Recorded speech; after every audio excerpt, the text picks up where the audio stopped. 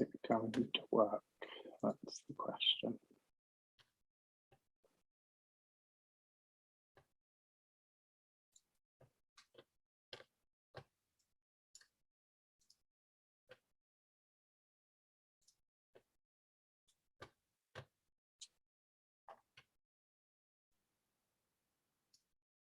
Okay, can you guys hear us?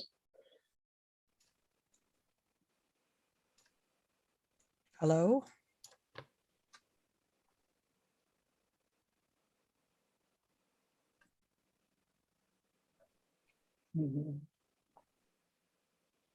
Not working?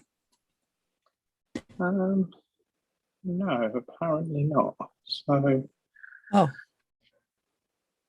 Do you want me to look on YouTube to see if it's showing up? Don't mind. It says you're live. Okay, let's have a look.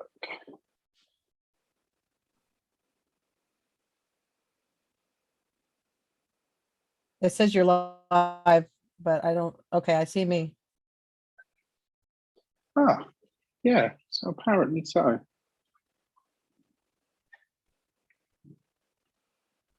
Okay, so can everybody let us know if they can hear us? Just put a thumbs up in the chat. That would be great.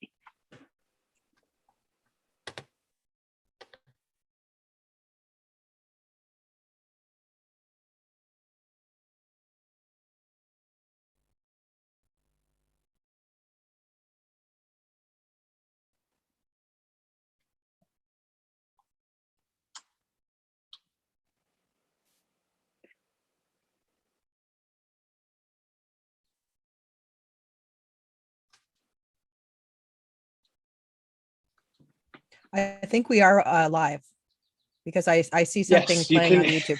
Okay. All right. Apologies about that, guys. Usual technical glitches. You will have to ignore everything that's in the description right now because for some reason, as usual, it's the fun stuff. So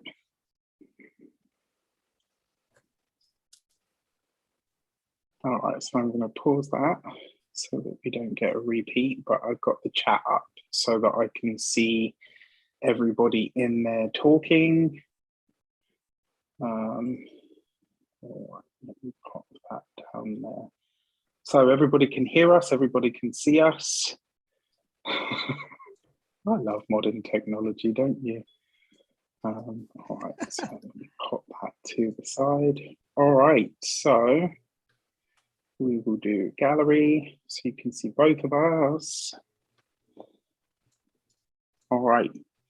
So guys, I can see you in the chat. Welcome everybody to our triple conjunction call, talk, should I say. You guys know my guest. I have a very special guest tonight who will be talking all of her wonderful knowledge of human design. You guys have seen reports by both of us before. So without further ado, I would like to introduce Denise Mathew, who is a human design expert who practices dynamic human design. You can find her on YouTube and on the web. And also she is the creator of the marvelous human design oracle deck that I use in all of my readings. So if you ever thought you wanted to get a set of those, Denise, where can they find it? And thank you so much for being here as part of this talk. Thank you for having me as always. I always love coming. Just go to my website, denisematthew.com, and I have it right on the front page if anybody wants to buy the cards. And even if you just want to check out some freebie human design like info, I have that on the website as well. So feel free to do that. And if you want even more, come to my channel. Amazing. Yeah, guys, seriously, Denise does weekly and monthly transit reports on the human design that we're all experiencing. I highly recommend them. I don't personally miss any of them. So make sure you hit the like and subscribe button. So today we are here to talk about an event that is obviously awash in the astrological community. And also, I mean, when you think about numerology, when you think about astrology, when you think about human design, a lot of people are talking about this event for a specific reason, because one, it is going to be intense. And two, we are probably going to see some very physical, very practical, tangible manifestations of this energy over the course of the month. Now, that being said, if you've been with me long enough, you will have heard me talk about this at certain points already.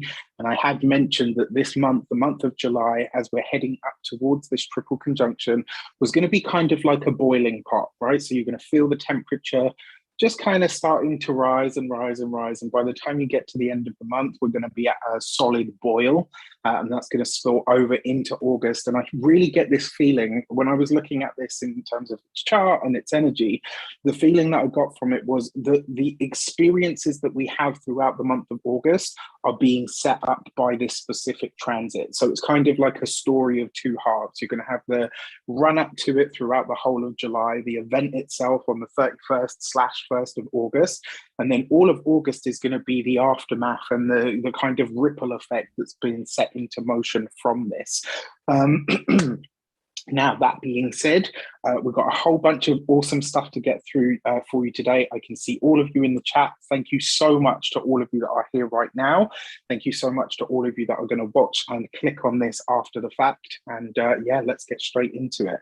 So this event in the London chart is going to be taking place on the 1st of August at 9:52 p.m. Now, the reason this is such in fact, before we even get into the energies, in terms of where this is happening, it's happening at 18 degrees of Taurus. So think about where 18 degrees falls in your own chart. What kind of, do you have any planets there? Do you have any specific points in your chart that are floating around that 18-degree point? Because if there is anything in your chart there, you're going to feel this a lot more amplified in that regard. Now, this specific part of Taurus is the middle decan of the sign of Taurus. So it's the second decan, and the second decan of Taurus is actually ruled by the moon. Interestingly enough, as many of you know, the moon is exalted in Taurus. And so the tarot card that we would be talking about associated with this is, dun, dun, dun, dun. That's if I can find it now. I did have it out and then I put it back in the deck like a moron. So I'd had it and it was, here we go. All right, so it is the 6 of Pentacles. Now, one of the energies about this card is charity. It is about giving to others. It's about balancing the scales in some way, shape, or form. It's about balance. And the reason we talk about balance here is when we talk about the moon, as you know, the moon is exalted in Taurus. The moon is watery and changeable and, you know, not necessarily tangible in a sense, although it does rule everything physical. When it comes into the sign of Taurus, which is about physicality, which is about the material world and the embodied experience, suddenly you get two very fertile energies coming together that can create growth. So we're thinking about balancing the energies of water and earth here. Now, the deeper message of the 6 of Pentacles goes beyond that. As you can see, the figure has got the scales of justice in one hand and is doling out money or resources to the two people in front of them.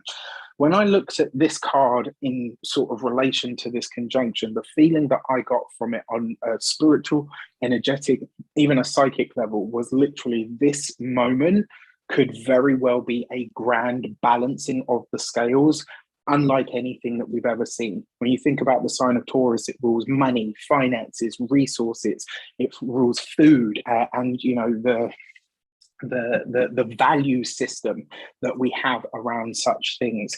Also, interestingly enough, Taurus rules you know, the neck and the throat in the body, and so therefore the voice as well. So it wouldn't surprise me if we saw some explosive sharings or messages come out of this conjunction. I do believe as well, because of the energies that are coming together here, it is really a make or break energy. And that's not to say that, you know, suddenly things are going to be leaving our lives, although that can be one of the manifestations. It could just as easily be setting something into motion in our lives in a way that is very disruptive and very shocking. So let's break it down even further. We've got 3 things that are coming together in the sign of Taurus at that 18-degree point. Mars. Mars is the planet of action, energy, passion, excitation. In ancient astrology, Mars is also a malefic. So it has the energy of severing. It has the energy of explosion. It has the energy of irritation and agitation.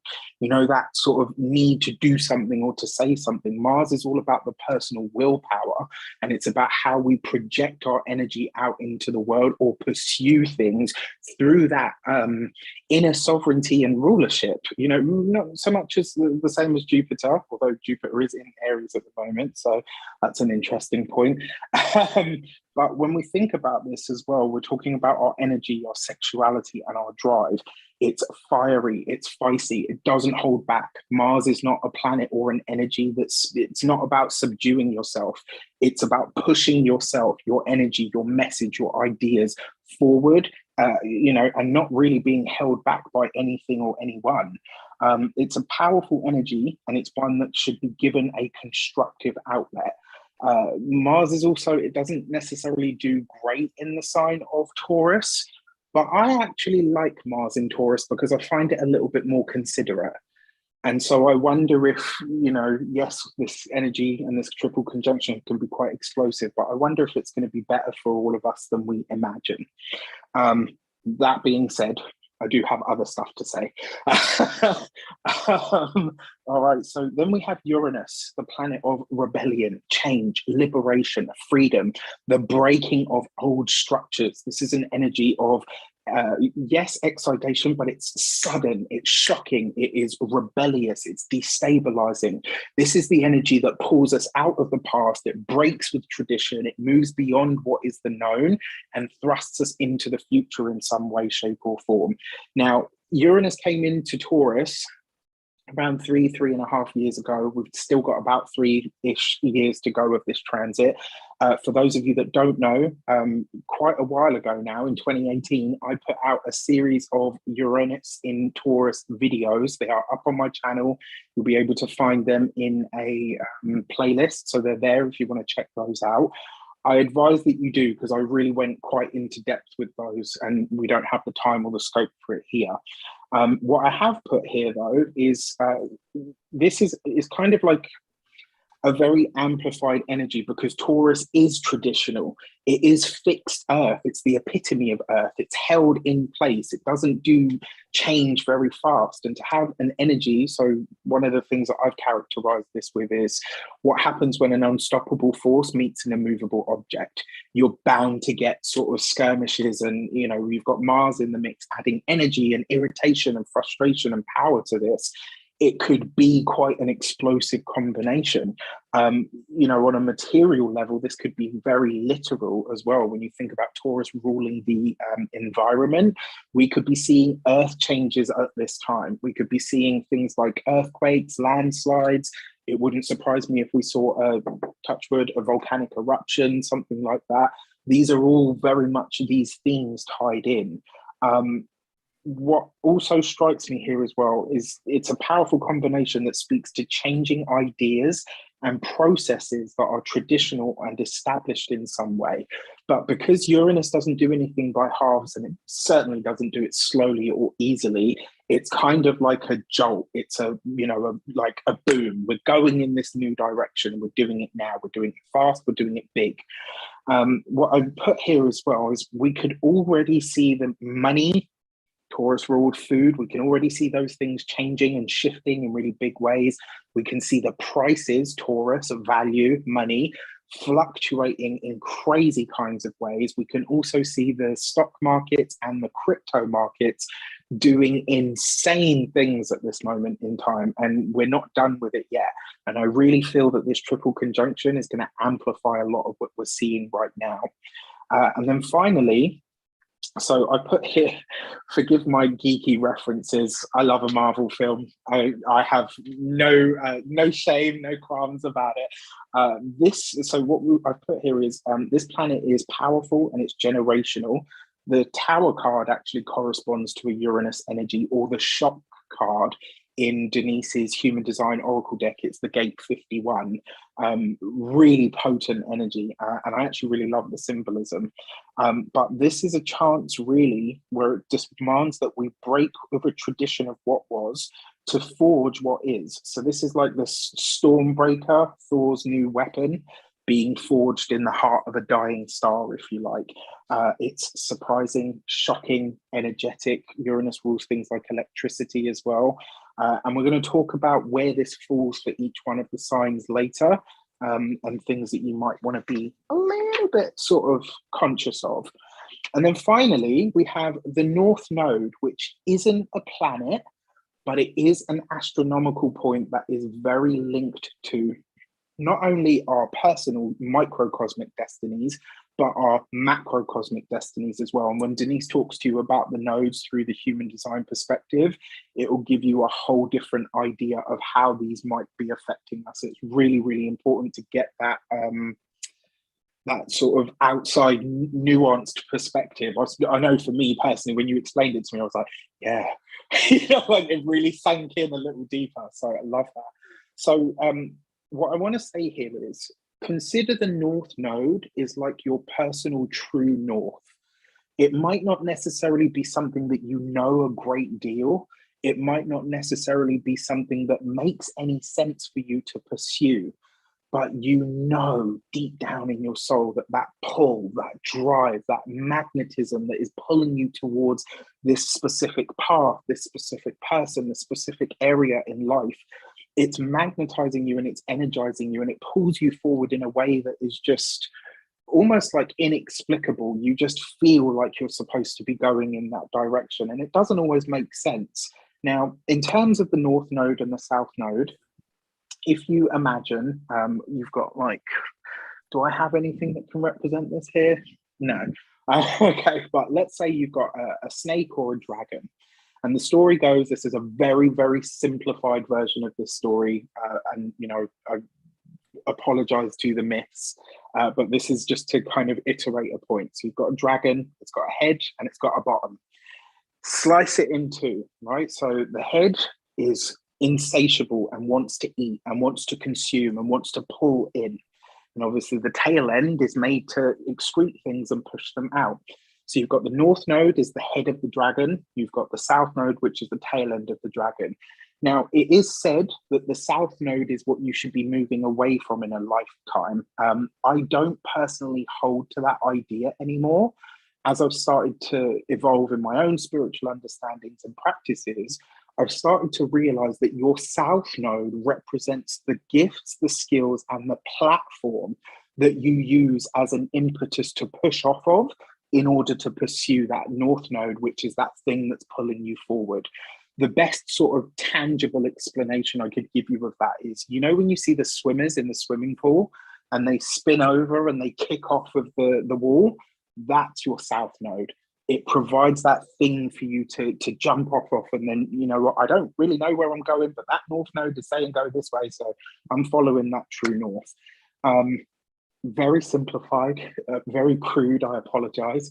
I hope that gives you an understanding. So it's an insatiable drive towards attaining something in a specific sector of your chart. It's what pulls and drives you and beckons you to grow, to learn, and to acquire at all costs. This can be, within all of us, a tremendous source of strength. It can also be, it's like, you know, when you see those underdogs, you know, and they're fighting for something, and it's like, I don't have anything. I don't have the fancy equipment or the, you know, the big education or anything like that. All I have is that desire and that fight and that drive in me. And that's what gets the underdog to first place, right? That is the North Node energy. However, because the dragon doesn't have its tail end, it's insatiable. And so if it's left unchecked, it can be, you know, and we can see this in the world right now, right? When you look at the billionaires and you look at the oligarchs and the structures of the world, and how, you know, a very, very small portion of society is holding all the tools, all the keys, all the goodies, all the money, all the resources, and the rest of us are left to kind of fight over what's left. And you know the beauty of it?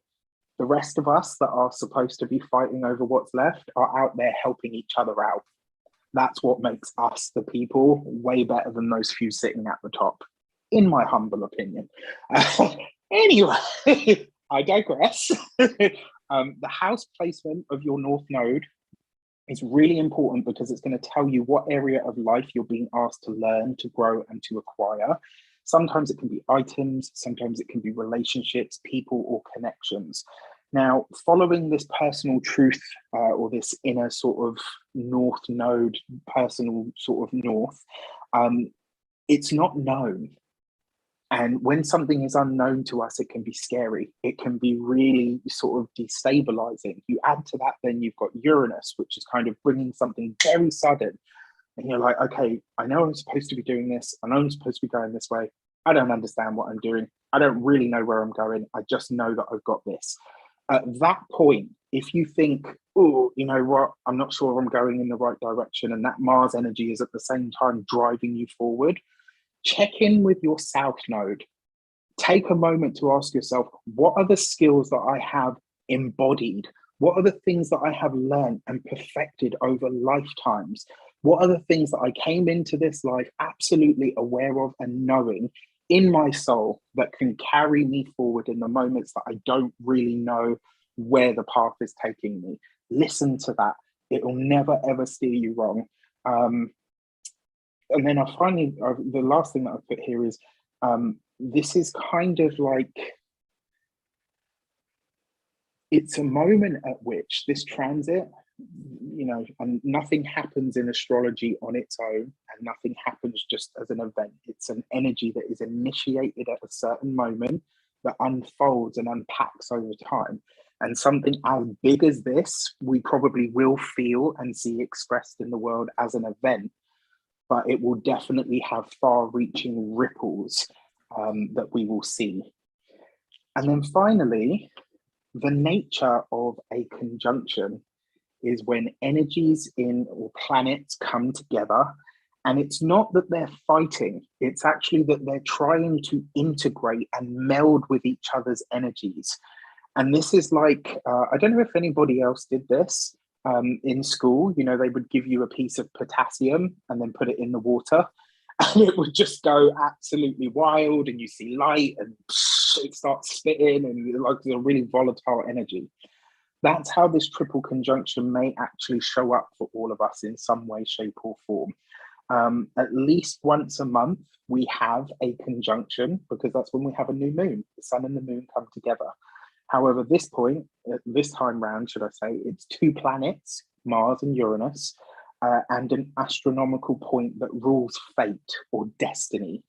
And so for this reason, Mars, Uranus, and the North Node are coming together at the midpoint, basically, of Taurus. You know, it's only four degrees away from like literally the heart of Taurus, which means this is the heart of the nature of reality in our worlds, and the way that we interact with the world in terms of money, resources, food, the environment.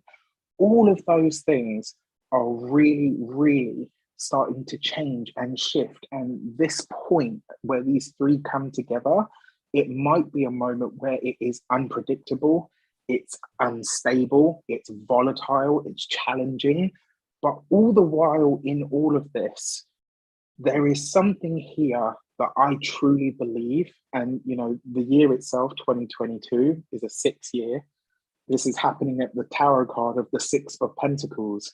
And one of the main themes that I talked about for this year was, I believe we're going to see a leveling of the playing field, where the too much is distributed a little bit fairer amongst the too little. All right, so I like this for being a balance point. It just may not necessarily express so easily. And then finally, before Denise is going to give us some amazing insights with the human design I'm really excited about, what ways could we see this? So I'm going to start with the heavier stuff. At the darker end of the scale, we could see earthquakes, fires, and volcanoes, as I mentioned. We could see blackouts. Uranus rules the internet, technology, so does Mercury, but, you know, we're talking about sort of like the bigger stuff, let's say, pylons, It could also be, and interestingly enough, the Tower and the Star card, when they come together in tarot, there's a few other cards involved, they represent satellites crashing. And I wondered when I saw this energy, if in some way we're going to see a blackout or potentially an internet outage, more so than we've seen previously. And then finally, we could also see cut-offs and cut-outs of supply chains. And I'm not talking about disruptions like we've seen previously. I'm talking about literally, there's no milk for the next week, 2 weeks. This is the darker end of the scale where, you know, like I've come up with some of the heavier stuff. On the lighter end of the scale, this could be amazing technological advancements. This could be a moment where something is revealed, some new technology is shared with the world. It could be like one of those moments like, okay, we just stepped into a movie because it's beyond weird, right? But it could also be truly wonderful for us. We could definitely see, I'm not giving anybody financial advice, by the way, but if you're into crypto and you can get in before, this could be a millionaire maker. Just because we're seeing such wild swings in that sphere. We could also see amazing technological secrets shared with the common folk, and I really like that. I wouldn't be surprised if we see some kind of leak. You know, like this thing is coming in 5 years, but we hear about it now. It could be discoveries about food sustainability, and it could just as easily bring sudden or shocking ends and removals. And it might bring sudden, shocking entrances into our lives. Whatever it's going to be, it's not going to be quiet. All right. So, with all of that said, sorry, Denise, I know that was... Oh, no worries. That's a lot. I mean, I don't know where to go. You know, basically it's really funny when you were talking, you said about the Tower, and I thought that's so funny because Chiron's actually in the gate 51. And it's going to be in the gate 51 for the next couple of months. So it will be in the gate 51 when this triple conjunction happens. Wow. So I thought, yeah, you know, like, you know, it's just a different tool, but we're all getting the same ideas. I mean, I looked at the transits for human design and said, yeah, July was going to be a crazy month. Enjoy your June because things were going to amp up because we have the gate 49. A couple of cool things, you know, like do you want me just to get into sort of what I need to talk? Do you have anything absolutely. else to? Okay. No. Like we talked about yesterday, the north node and south node, if that's in your human design chart, which it is, everybody has it. It is different than it is in astrology, and it has a really kind of interesting flavor in that it shows us our path that we're walking on. So it is very instrumental in sort of before and after the Uranus opposition. So the path you're walking would be considered the south node. So the path you're walking from the time you're born until your Uranus opposition, which could be between 40 and 42 thereabouts, is different than the path. And a lot of people have this feeling that after they get sort of in their 40s or mid 40s or something, that they suddenly have this sort of new way of looking at the world and that they want to do something different or that type of thing. And this is what we're talking about when we're talking about the nodes. And when we have Uranus connecting with the north node, it looks like the world is basically starting a new environment or a new path. We're walking on a new path as a globe. And everybody's going to have a different feeling as to how that interacts with them. But ultimately, that's what it feels like. And I looked back and saw that Uranus and the north node conjuncted. I mean, it wasn't, of course, the same kind of conjunction as it is now with the triple, but they conjuncted back in March 31st, 2007. And that was in 16 degrees Pisces, which is also called the gate 63, line 6, nostalgia. Nostalgia is this whole idea that everything was good in the good old days. And that's sort of the path we were walking on, the path of, oh, do we need all this new stuff? And there are some people who are flying forward with this new stuff and other people saying, oh, no, it's not so good. So if you've ever seen the boomer and boomer and millennials, is that what it is? Yes. And so that is like where you get this whole gate 63, where the boomers are saying, it was all better in the old days, and the millennials are saying absolutely not.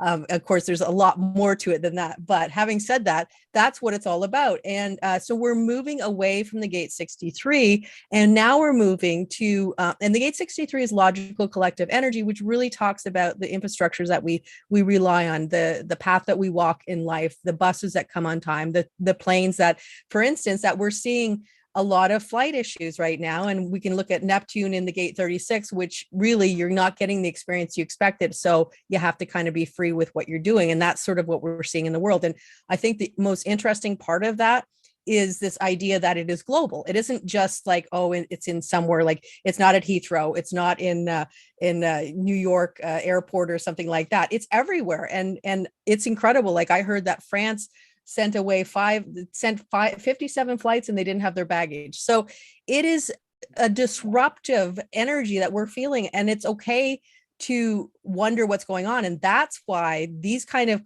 talks between astrology, human design, tarot, numerology, whatever, kind of gives us this playing field or playbook and says, okay, this is kind of expected.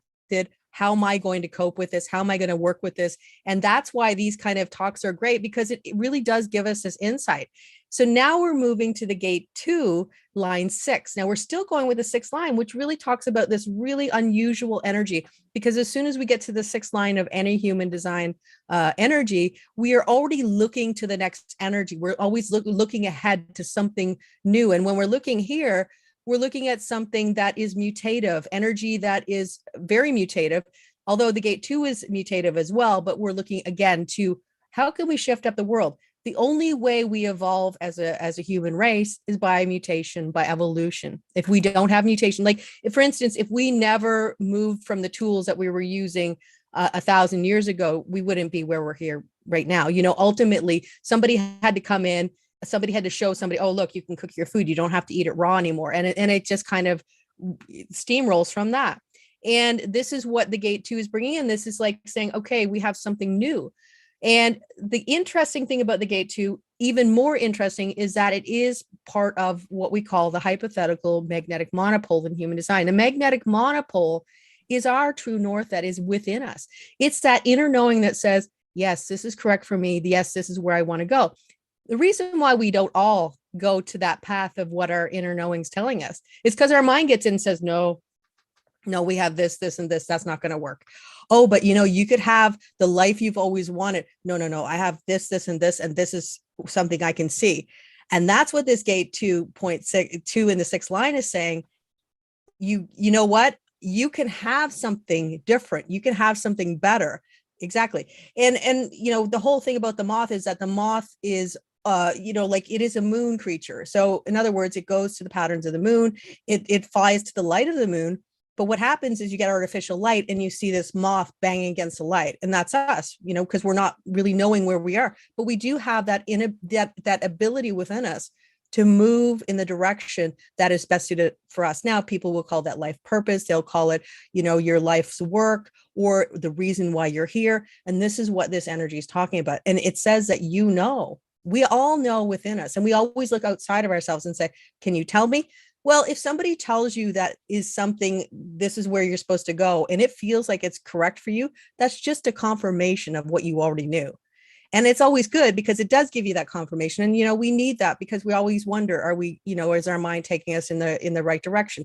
The mind will never take you in the direction, that inner knowing, that, true north feeling that says, yes, this is where my destination is.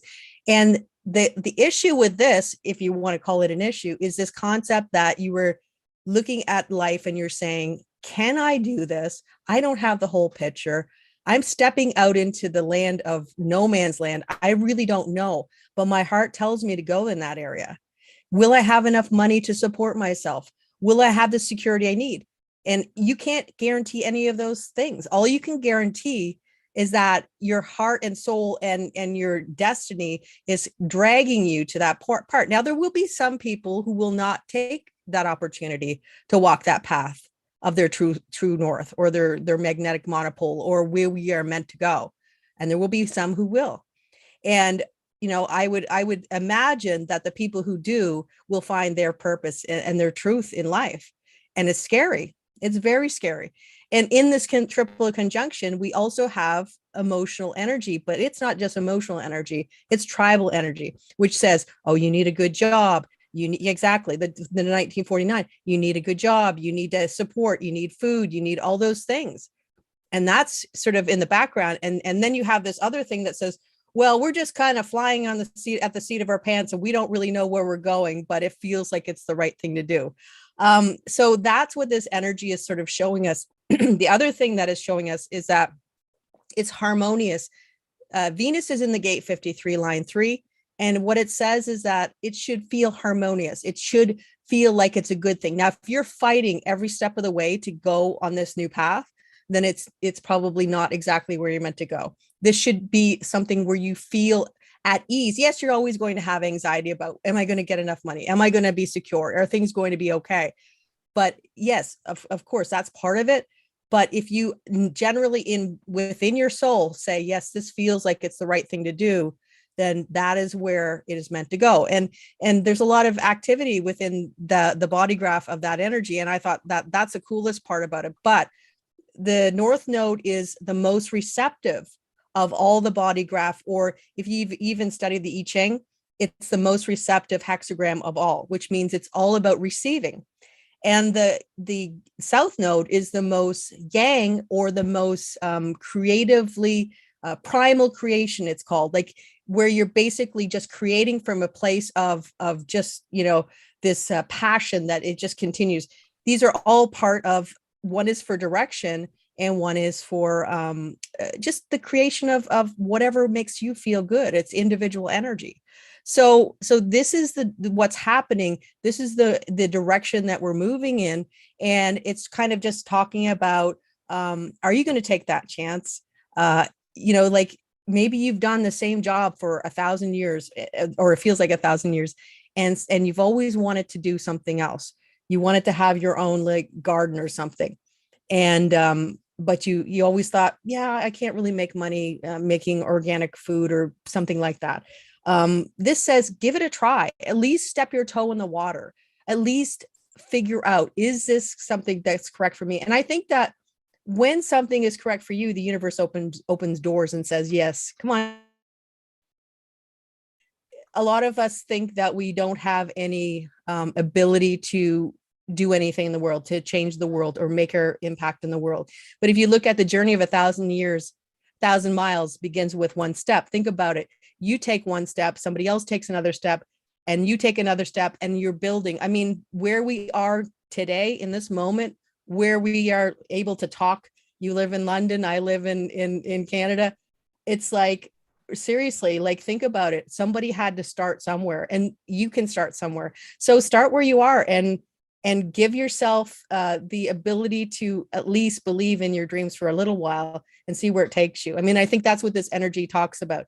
That's the exciting part. But of course, there's always going to be this, no, you can't do it. This pulling back, this tribal energy, mundane. And when I talk about mundane, I talk about the material plane, you know, the needs. But at the end of the day, there is more to life than just doing our 9 to 5. Because if that's all we can do, I think we don't feel fulfilled. And that's where a lot of us feel unhappy. It's like, I don't feel like I'm getting anything out of life. Why am I here if it's just to toil all the time? And yes, we all have to work. We all have to make money. I'm not saying you don't, but just carve out a little time to do that little passion thing that makes your heart sing. And that's what this energy is talking about. Wow. So many awesome insights. So true. And you know, it's funny, I looked probably for about an hour today. And so Denise and I, we talked about this yesterday in terms of what this energy is doing. There's so many brilliant things that you touched on there. The first one that I really want to talk about is the infrastructures and how they are shifting at the moment. And that makes total sense when we think this is happening in the sign of Taurus, which is really about our the infrastructure of the world that we live in and how we value it. And that is really shifting. It's changing in a big way just because Uranus is moving through Taurus. You add this event into the mix, this is shunting us forward in a way that we maybe haven't been prepared for, but we need to go. I kind of feel like this is, you know, that moment where you're about to jump in the water and you're like, oh, do I want to do it? Do I not want to do it? And your mind takes over, and so you don't. And then someone, as soon as somebody goes to push you, you're just like, no, that's not happening. So you just jump straight in. This kind of feels like that moment where the universe is pushing us. And I love what you said there. There does come a point when you're trying to do something, if all you are meeting with is resistance. Yes, we need resilience. Yes, sometimes I believe we will be tested. But if you are coming up with nothing but roadblock after roadblock, maybe, just maybe, the universe is asking you, is this really the place that you want to be taking this? I wish I'd learned that many, many years ago. That was my moment. You know, I've had many of them, of doing this. You know, no, this is definitely what I should be doing, banging my head against the moon that's not the moon. And then figured out, oh, okay, no, not supposed to be doing that. I'm going to go in a different direction. What I love about what you mentioned as well is that doing the new thing is really, really scary. And it really is. And like I said, some of this might not make sense. And the way that you explained it, especially with the North Node, really helped, Denise. Thank you so much for that. The other part of this as well. So I can't remember the exact words, but if any of you have ever seen the film Crouching Tiger, Hidden Dragon, right at the end of the film, the main character is stood out in front of a mountain, and there's a legend that says basically, if you make a wish and then you jump over the mountain, you don't die, nothing happens to you, you just float off into eternity. And that itself is kind of a really abstract, odd idea. It's kind of wonderful at the same time, but there's a line in that film right at the end, and she says to her consort lover, make a wish, you know, and she said, what's the legend? And he says that the faith or the trust in the heart is what makes the wish come true. And so at this point, if you are following something, and I can report this from a lot of clients over the last I'm not even going to say six, over the last sort of 2.5 months have been coming to me, and they're like, I know this doesn't make sense right now, but it feels like what I'm supposed to be doing. And through the readings and through the cards, we're confirming those things. I myself have things that I'm like, this makes no sense right now, right? But you know what? You've got to do it.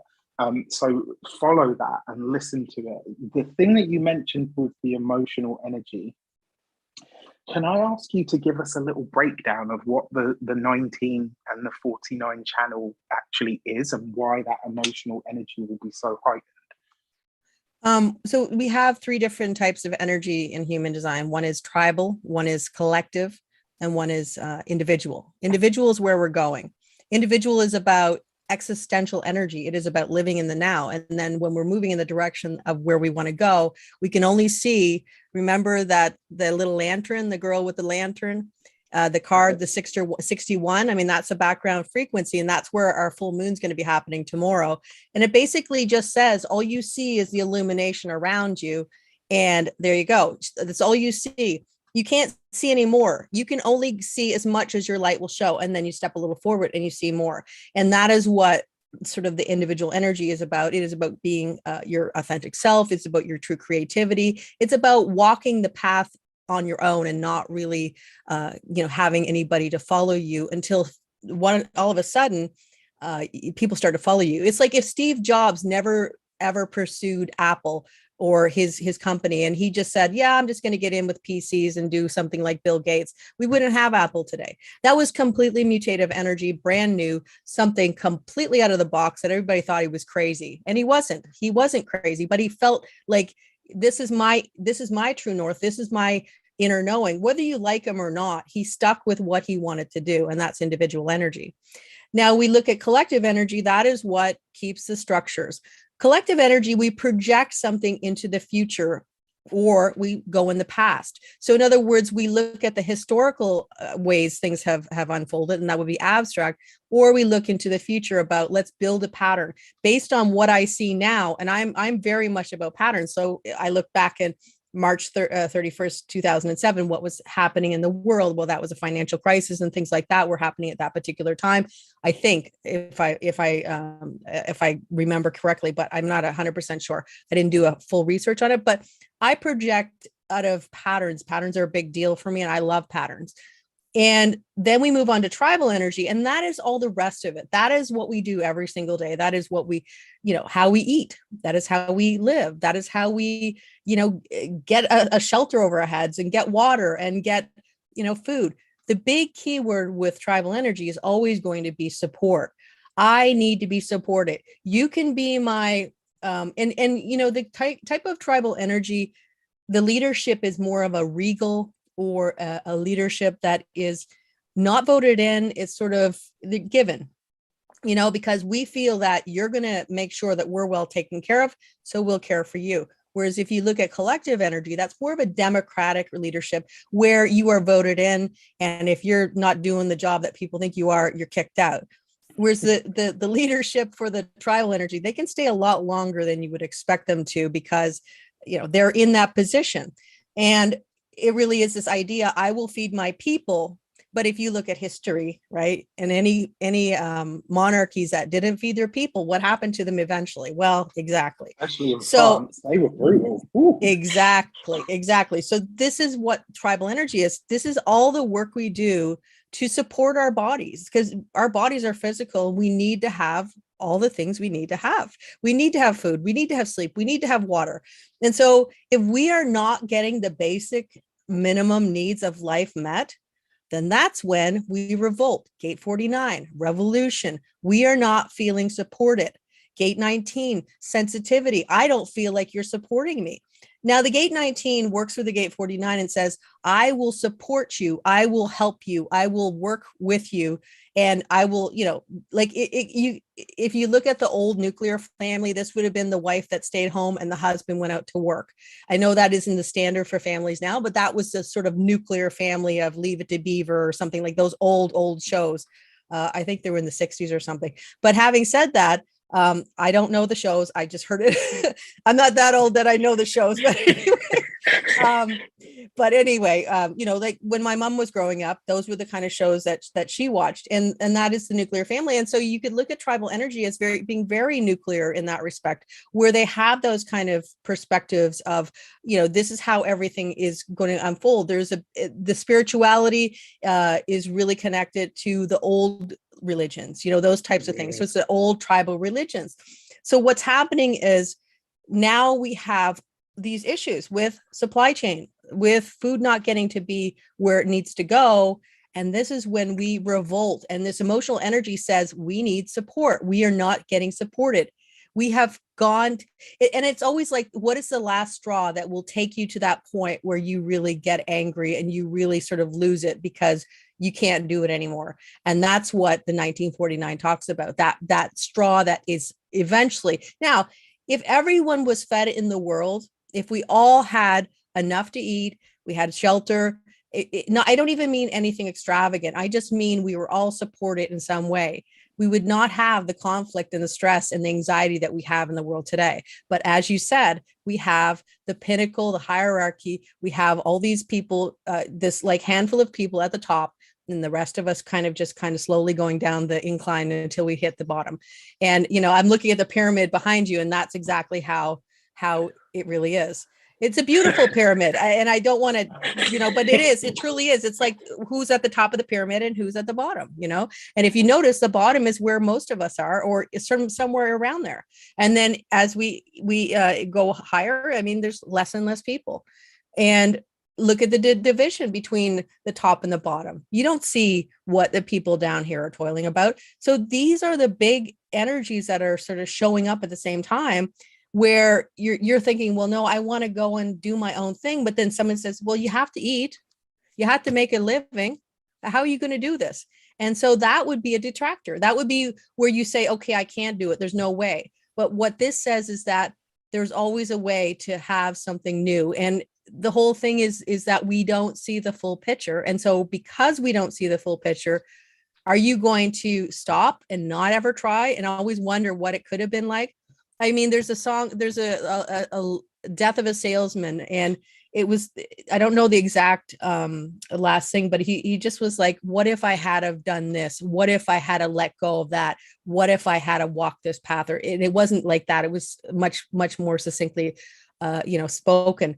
But that's the key, like, do we want to be that person that is at our deathbed going, oh, I didn't do this and I didn't do that. I didn't try. Maybe I would have tried and maybe it wouldn't have worked out, but I would never have always wondered what it would have been like. I would have at least tried. Love it. Just brilliant. And you know what? It's funny because this being such an energy of excitation and potential explosion, I really feel that as well. It's like when we get to that point where it's like, okay, you guys are in charge. We put you in charge. We leave you to it for the most part. And now you can see us all struggling and you're not doing anything to provide this. Either fix it or get out, Yeah. we will put somebody else in place that can at least sort of take the reins. The other part of this as well, when you talked about the straw that broke the camel's back, Mars in ancient astrology rules iron, scissors, scalpels, all of those kinds of things. It has a cutting or a severing kind of nature. So something coming to an end, Uranus, very suddenly. So it's like a structure or something we thought was stable, or at least a tradition, Taurus, is being cut, severed, or ended completely, and very shockingly or quickly at that. And so when you're looking at this in your chart, guys, this is very much likely to be that. And, the truth of the matter is, if we're all going for our true north in some way, shape, or form, the price or the cost for that may be that something else in your life has to come to its natural conclusion or end. It might not be comfortable. It may even be ahead of schedule because of this event sort of, pushing us closer to the edge of that swimming pool. And so you have to jump. And then finally, the last thing that I wanted to add, and I love that you brought this in, when Denise talks about doing your own thing, you've all seen the meme, I'm pretty sure you've heard the saying that no matter how long or how hard you have to work at your day job, come home and work on your side hustle, your passion project, or your thing, even if it's just for 5 minutes a day, to say, you know what, the working world, the structure, stick it to the man, all of that didn't take up my entire day. I carved out space for that true north. Whether it's going out in your garden and, trying to grow something, you might try that and get like 5 strawberries, but they're going to be the best damn tasting strawberries you've ever had because they came directly from you. If you're learning to speak a new language and you only learn 5 new words every month, you know what? That's 5 new words in a new language that you didn't know before. Your steps don't have to, yes, this event is going to be intense, but your steps don't have to be these grand, huge swings.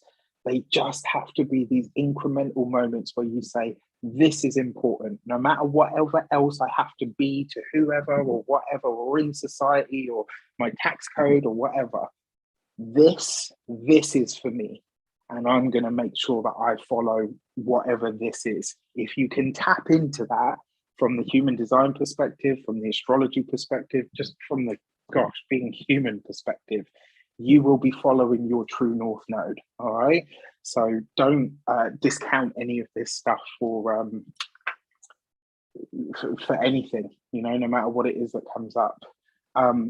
Beautiful. All right, so I've got some stuff here that I want to talk about with the aspects that are happening alongside this. So if we can delve into that.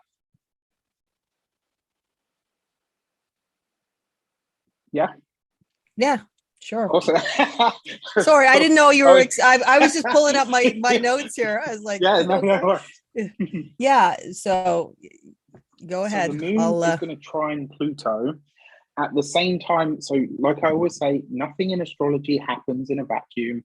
You want to be looking at this from your ascendant sign first, to a lesser degree your sun and the moon, but they'll still make a real impact on what you're doing, especially depending on whether you have a night chart, whether you have a day chart, what the ruling planet of your chart is. There's so many factors that come into it, but I'm going to try to give you some information. Now, like I said, this triple conjunction is not just happening on its own and that's all there's going to be.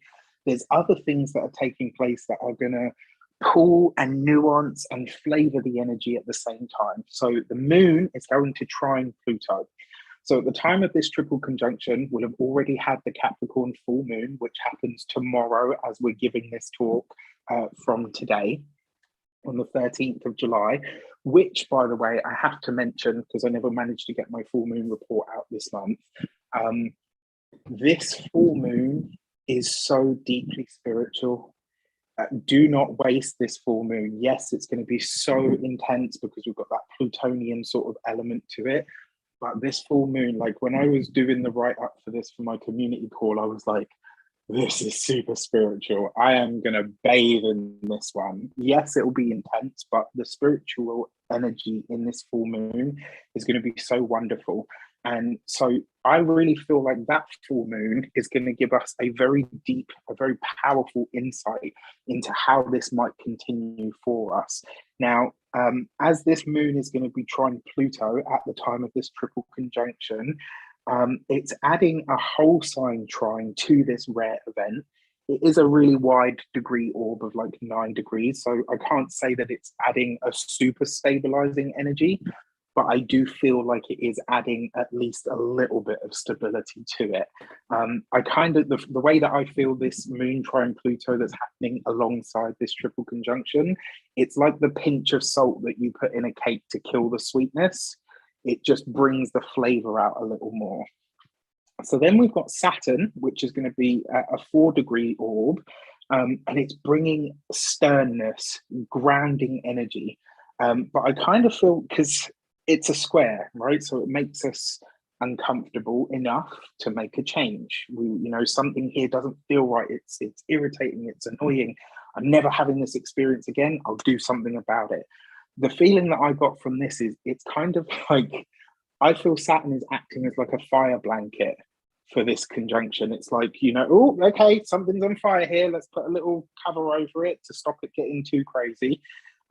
With a lot of us feeling like, a lot of people may feel at this point, because like Denise said, it's super emotional energy. We might feel like we want to burn everything to the ground.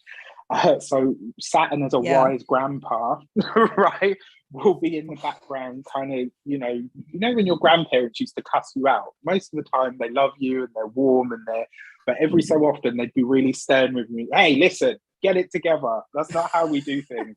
And you're like, oh my gosh, okay.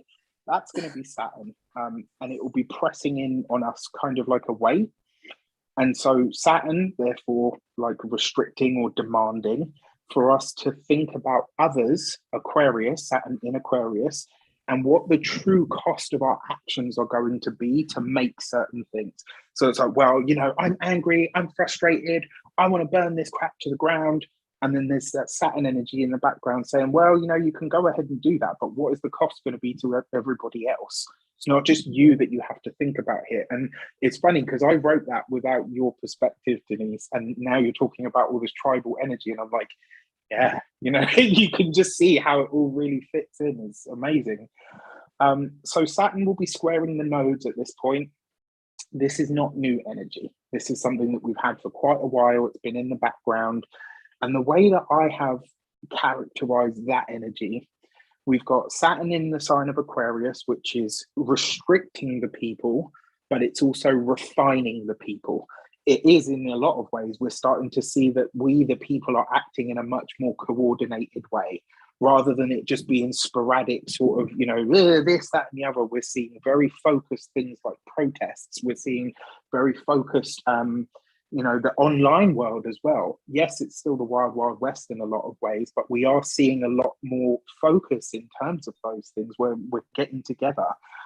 It's the society at the ground level looking at the future of humanity itself versus like the Capricornian energy, which is like the status quo and society. And it's us kind of looking at this. Now, the South Node in Scorpio, that's, pulling that energy of Saturn in one way because it's squaring that. And then on the opposite side, the North Node is also squaring Saturn, and that's pulling in another direction. And so we've got Taurus energy, which is the materials, all of this stuff, the things that we're moving towards. And then the South Node, which is what is not working is now being excreted in some way or let go of. And that's what Scorpio is all about. It's a purgative energy.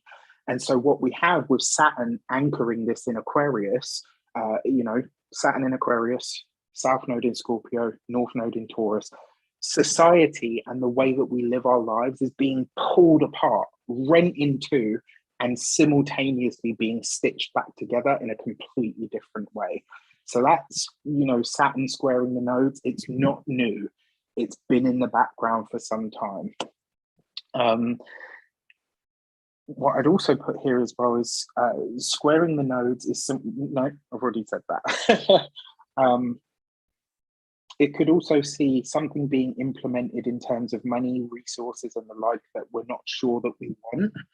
So, maybe a new currency. It's like, you know what, we were going to do this over 5 years, but we just have to do it now. We were going to introduce, a new sustainable food source in 5 years, but we have to do it now. I'm not saying it's going to happen this way. It's just a potential. That being said, remember, there is always an opportunity in a square. Always. You just have to make the best of what the challenge is. This event is going to be sextile to Venus, and I love this because Venus is adding a soothing balm to this. Venus is in Cancer, and it's bringing a much needed touch of refinement to the energy. It's bringing a caring, soothing kind of energy that says, okay, you know what? This could be worse. It could be a lot heavier. Actually, you know what? There is potential here. And the value that I see in what's taking place at this moment in time gives me appreciation for what is and helps me understand that something new is coming in that could be better. What I've also put here as well is Venus in a water sign is caring and nurturing. And it brings a depth of feeling to this explosive and disruptive energy. So it's kind of like, I'm just trying to give like a really good example, but when you get sort of shocked by something and it hurts, but it's not quite as sharp as you thought it would be. That I kind of feel like is what Venus is doing here. For in terms of like love and stuff, this could be where some people and a partner get into something that can enhance the material experience. For those of people that are single, it might reveal to you who your person is. The reason I say this is because Venus, yes, it's money and all the rest of it, but it is about love. And I think when it interacts with this triple conjunction, it could have all of us looking at the true value of the connections that we have in our lives. Wow, this person has stood by me for the last 20, 30 years. Or actually, you know what, I can't imagine, you drive me crazy, but I can't imagine my life without you. Like, it could be a moment where we really appreciate the connections that we have. And then finally, the Sun trine Jupiter. I mean, I'm here for it. It's a gorgeous energy. It's a very lucky energy as well. So, the Sun trining Jupiter. I really like this for maybe not necessarily highlighting a way out, but at least, I talked about the square being the opportunity. I think that Sun trine Jupiter energy will really give us all a moment to say, okay, this is crazy. I'm not entirely sure what to do with it, but you know what? I can kind of see how it can be worked to my advantage. And the reason I say this is because Jupiter represents healing and protection. It's trine the Sun, which brings illumination and consciousness. And so there's something about that trine that really suggests we are going to be able to move forward in a way that we maybe never expected, by making the best of a challenging situation. And then finally, what I have here is 2 things. 5 things that you should know about this astrological moment in time. 1, something in your life is going to change for good and there will be no coming back from it. That can be a good thing. All right, so don't hear that and freak out. 2, it will be shocking, disruptive, and you'll likely feel this transit the whole month of July as it heads towards that boiling point. 3, it has the potential to energize and invigorate you in a way that you've never known. This is like a cosmic fire under all of our tushies in some way. Okay, so really just, tap into it, channel it, focus it in some way. 4, whatever does happen at this time will have a direct correlation to your destiny, your direction, and your personal fate in some way. So, tap into that. And then 5, whatever you set into motion will have far-reaching ripples, potentially in a forward-moving law of return kind of way. So this is a really fancy way of saying what you send out at this moment in time, you are likely to see all of the results, good and bad, light and dark. You will see them in probably very big, very tangible kinds of ways. So put stuff out there that you want out there, whether that's for you or for somebody else. And then finally, I have a fun little exercise for you. I'm going to hold up the pairs so that you can choose. And then Denise and I are going to talk about where this falls in everybody's chart and what you might need to look out for. So for your North Node and your South Node, they are always directly opposite each other. So whatever sign your North Node is in, your South Node will be in the sign directly opposite it, unless it's kind of right at a funky degree and it's got that dissociated energy to it. But for the most part, you'll all have these in one or the other. So if you have Aries, if you've got your North Node in Aries or vice versa, your cards, your corresponding cards would be the Emperor and the Justice card. Why? Because the Emperor is Aries and the Justice card is Libra. So these are direct opposites to each other in the zodiac. I probably wrote this down wrong on the sheet, Denise. I apologize. Okay, and no I problem. figured this out today. You know your stuff, I don't. I apologize for that. For those of you that have the North Node in Taurus, that's the Hierophant card. And so that's the Hierophant card. And the Scorpio South Node would be the Death card. All right, so the reason I'm telling you these is so that you can look at these two cards and see what this combination actually says to you. If you have your North Node in Gemini, your cards would be the Lovers and the Hierophant card. So the Lovers is Gemini, the Hierophant is Sagittarius. If you have your North Node in Cancer, then your South Node would be in Capricorn, and these would be the Chariot and the Devil card. If you have your North Node or South Node in Leo, that would be the Strength card and the Star card. So these represent Leo, the Strength card, and the Star is Aquarius. And then for North Node in Virgo, this would be the Hermit, and the South Node would be in Pisces, which would be the Moon card. So look at those. If it's your South Node, obviously flip it around, but those are the corresponding cards to your nodal energies. And the reason I've shown you these is I want you to go away. I'm not going to give you my explanations on them because that's too easy. This is about you being an interactive part in this. We're talking about the North Node. This is about being an active participant in your own destiny. So go away, look at these two tarot cards, because they represent the North Node and the South Node spaces in your chart, and think about what they say to you. Think about how they speak to you, and then come back and comment at a later date. And I will meet you in the comments. So now we are going to get into where this falls for each one of the signs. And what I want you to know about this is this. When I talk about the bodily associations and where this might show up for you, I am not actively trying to put bad news out into the world. What I'm trying to do is to make you aware of how this could manifest on a physical level, so that you have the foresight to keep this in mind and say, what can I put in place to mitigate these factors? And the reason I'm talking about the bodily aspect of this stuff is Mars represents irritation, excitation, inflammation in the body can be shown up as Mars. Uranus, this is the electrical impulses within the body, within the muscles. It's the calcium that powers your heart. I know, I'm such a geek. But I love all of that stuff. I just think it's so like, you know, look at each one of us. Are we not amazing?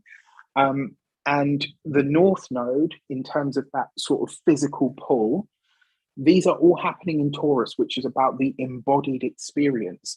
And so this conjunction could show up in a very physical, very tangible way. And that's why I want you to be conscious of this stuff. I'm not putting this out as a, you know, this something bad's going to happen to everybody and all of these. It's not that. Please don't receive it in that way. And if you are prone to that, this might be a moment where you want to switch off. Okay.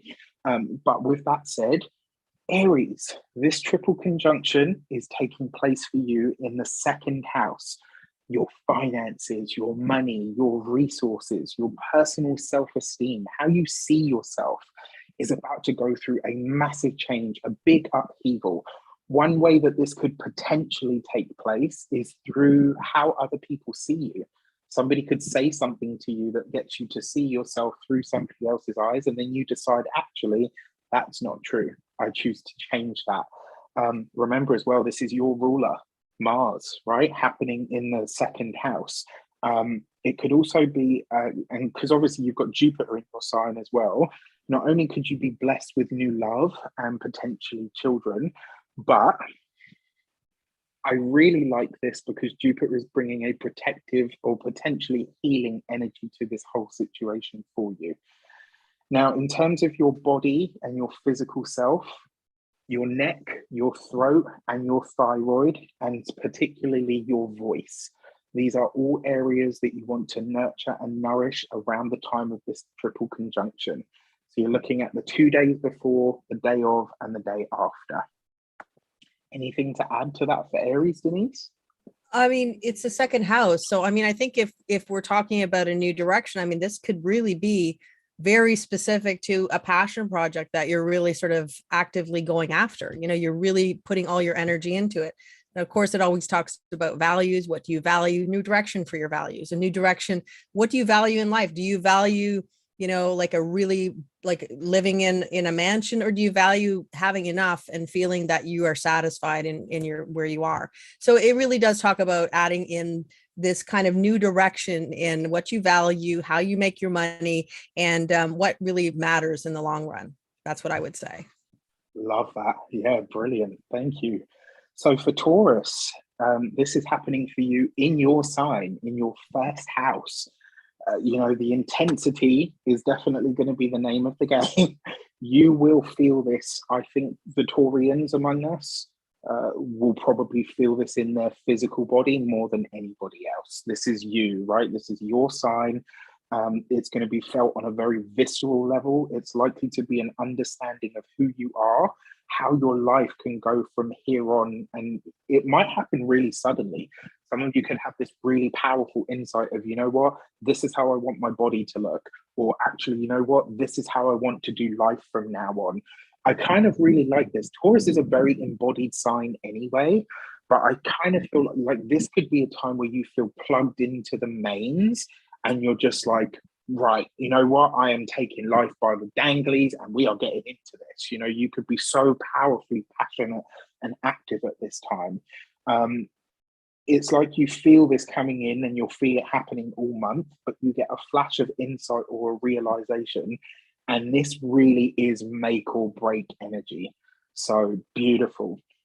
In terms of the body, be really, really careful with your entire body over the course of this month, but especially, like I said, the 2 days before, the day of, and the 2 days after this triple conjunction, you're really looking after yourself. And in specific, your head, your face, and the upper part of your jaw, like all of this part of yourself, you want to be really looking after.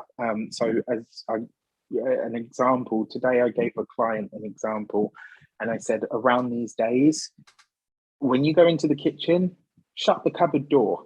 if you're, you know, because it's that's the one, right? You and then you bend down and then you get up really quick, clonk, you know, cupboard door. Just that's the kind of thing. So just be really mindful around, you know, your entire being. Anything to add, Denise? Well, I mean, this is the first house. This is how you present yourself. Do you want to present yourself as somebody who you always wanted to be?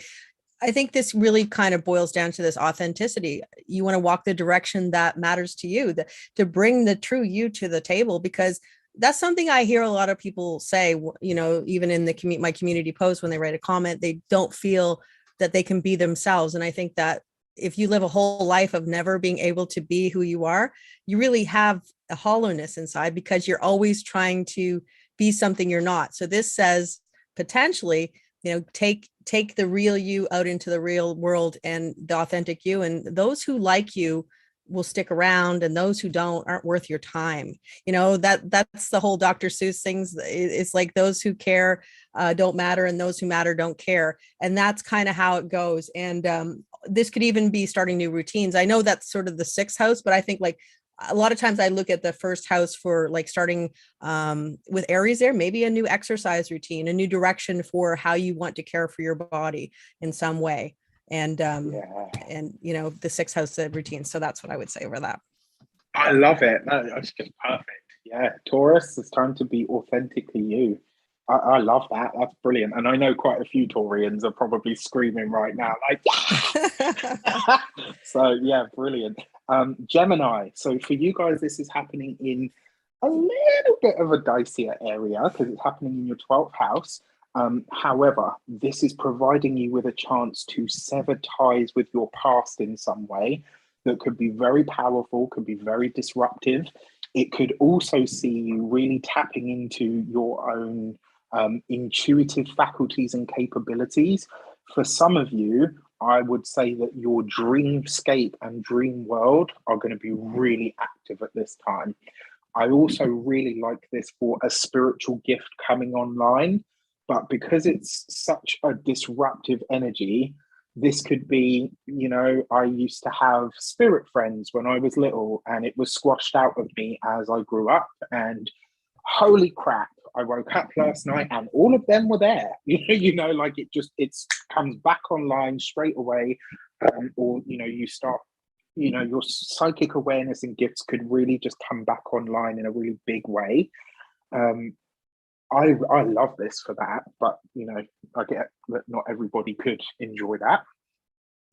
And I think here as well, if you were ever going to have a spiritual awakening, this will be that moment. This will be that moment that triggers, and it won't be like oh yeah, you know, I had my spiritual awakening last month. It's not going to be something that you drop into conversation. This is going to be a complete reboot of reality, the spirit world, yourself, your soul, your past, your history. All of it is going to come together in this shining glass window of magic that just blows your mind and really switches you on in a way.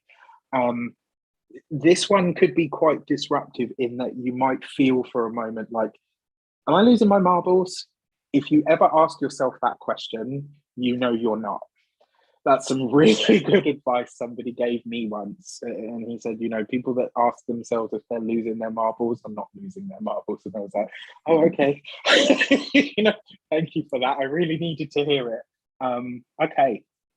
But what I have put here as a caveat is if you are doing this and you're opening up to new stratas of power on an internal or a spiritual level, it must be navigated sensitively, delicately, and consciously. All right, so if you're going to step more into this stuff, you have to do it in earnest so that you can be in control of it as much as possible. In the physical body, remember, I'm not putting this out there. I just want you to be aware it's a possibility for this to manifest in some very physical ways. And these are the areas of your body, the 2 days before, the day of, and the day after, you really want to look after. Your feet, your toes, maybe your ankles, but more your feet and your toes, the lower extremities especially, and your lymphatic system. So this would be a really good time to do some gentle stretching, some yoga, nothing too, you know, overly crazy or anything like that, just really gentle to bring you in line with the physical self. But yeah, watch out for the feet and the toes. Denise? I would go with, you know, ultimately, you know, a new spiritual direction, because it can be a spiritual house. It could even be going in a direction of being alone and being with yourself, and maybe starting a book that you've always wanted to start. This could connect to potentially the direction of having dreams that might really give you some prophetic ideas of what direction you're meant to go.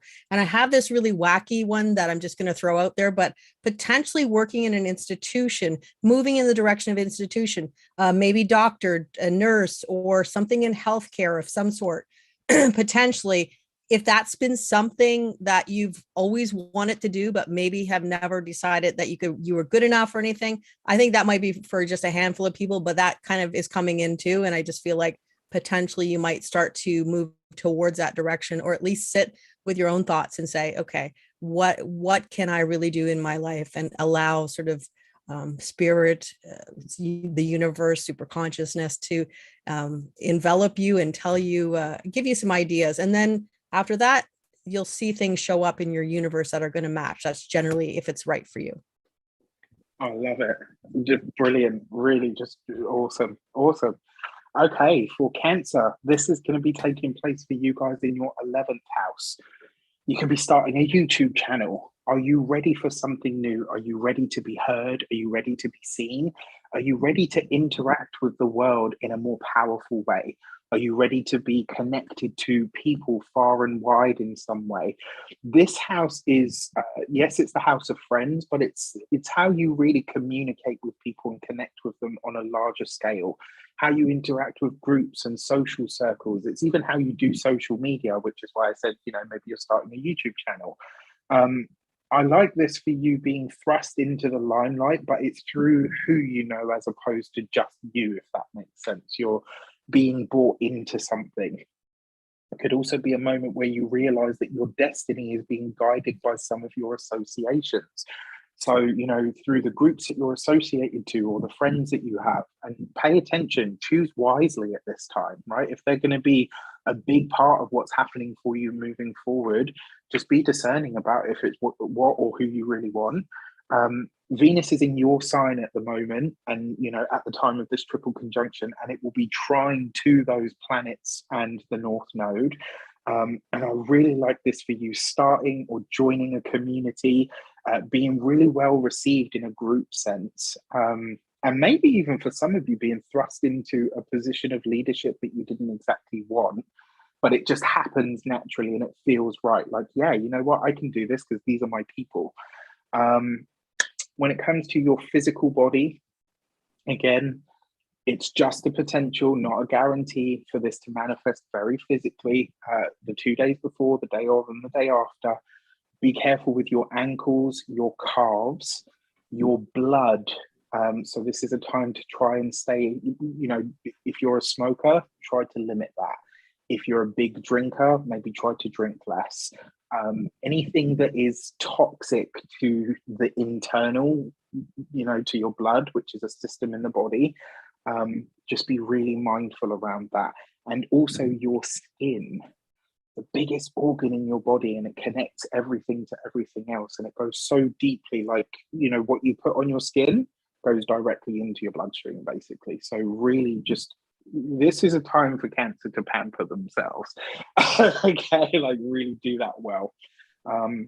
Denise, anything to add? Well, I mean, I think a lot of the same thing with the groups and that type of thing. But I think another thing for me would, I would look at potentially shutting down some social media that doesn't align with you anymore, like just not doing it anymore. Because when we look at the gate 2, it is very receptive and it is very yin. So feeling like you want to be with an energy that is not as aggressive, you know, because sometimes social media can be sort of mean, let's be honest. Yeah. So I would say that, you know, joining new groups that make you feel like you can let all parts of you, you can be vulnerable, you can open yourself within these groups, and you can be receptive to what they have to say. And so that's what I would think you do. And the other thing that I would add is based on the whole 11th house, and it's the people that you know and sort of helping you to move forward, I would say anybody who has a human design profile that has a 4 in it, this might be even more impactful of a message for you. You might even if you don't have, if you're not Gemini, even if you have a 4th line energy, I would say maybe it's going to be more impactful if you're Gemini, but it might even be for anybody with a 4th line energy. So that would be a 1-4, 4-1, a 2-4, a 4-6. So any of those profiles that if you have that in your human design chart. So okay, so that's for Cancer as well, right? I thought we were talking about oh, sorry. That was yeah, absolutely, Cancer. Yes, yes. I apologize. Yes, just to no, yes. That was great. Thank you. Yeah, absolutely. Okay. You definitely have my attention. I was like, oh, I have a 4. Exactly. so really I think it might be impactful because anybody with a 4, groups, community, organization, like the people that are your people are very instrumental in your whole life. And as a 4th line energy, if you're not with the right people, you're not going to get the right opportunities. So that's why sometimes we have to let go of things so we can get better things in our lives, let go of people even. So 4th line. Yeah, awesome. Okay, for Leo, this is going to be happening in your 10th house of career. This is also happening in your season. So if you are a Leo sun, moon, or ascendant, this is already happening at a time where your luminary is already at its zenith. Well, it's in the middle of Leo, and I'm not going to get into the technical aspects of it, but yes, it's at the heart of the heart, basically. When it comes to your heart, this is about your desires for your career, your social status, your public standing. It's also the you that is presented to the world. It's how people really see you through your career, through your efforts, what you share with the world, and what is every day in the process of becoming your legacy. I heard a line in a speech once that said, whether you're active about it or not, you are leaving a legacy every single day. And I was like, damn, like that one really hit me hard because it's so true for all of us. No matter what we do, whether we're employed, whether we're not, whether we're a prince, whether we're a pauper, it's irrelevant. Every single day you are leaving legacy. It could also be here as well that you're taking your career in a very different, very new, very novel direction. It could be really action orientated, Mars. It could be driving forward really quickly. It could be very fated. That's the North Node. And then that Uranus energy, it happens suddenly. It happens quickly. It happens in a way that is maybe even turning your life upside down, but it's an opportunity for growth, change, and quite potentially some dreams of yours coming true when it comes to your career. With Jupiter trine the sun in your 9th and your 1st houses, this is highlighting you being broadcast out into the world in some way, in a way that maybe you never imagined. This could be, maybe you go viral for something, maybe you get a book deal, maybe you get a television or a guest spot in some way, shape, or form. You are being highlighted in some way that is, it's like, you see a lot of the people that do like these X Factor shows and stuff. They're like, one day I was, working in a bagel shop, and then tomorrow everybody knows my name and there's a camera shoved in my face. Like it could be like that for some of you. It's possible. Venus in the 12th house might bring someone or something back from your past that could play a supportive role in this. But I also get the feeling that it's like something that you used to love that you never thought you would be able to pick up again suddenly becomes possible because of this sort of, this conjunction just takes you in a direction that you never expected. In terms of your physical body, like I say, the 2 days before, the day of, the day after, potentially physically, this could manifest. Be careful with your teeth, as in like your gnashers, and the structure of your body. So like your bones, your skeleton, those aspects of self you will really want to look after over the course of this moment. Anything to add to that, Denise? I think most of it is exactly the same. The only thing I would say is that there's potential that if you've always wanted to do a career in sort of something where you're providing direction for somebody, like life coach, or like some kind of leadership role where you're helping people to see their direction, to see their worth, to you're kind of guiding them towards where they're meant to go. So it's almost like you're being instrumental to help other people with their direction in life. And it also talks to the idea that you will get the support. There will be somebody that will come in to help you, to give you the resources you need to propel yourself. But what you need to do is be receptive, be wide open, and see what is out there, because there might be an opportunity to, like, if you've always wanted to do some sort of a spiritual, and I mean something where you're truly out there working to help people to find their own way, you know, that is it, there's more potential, I think, now for it. Beautiful. Yeah, love that.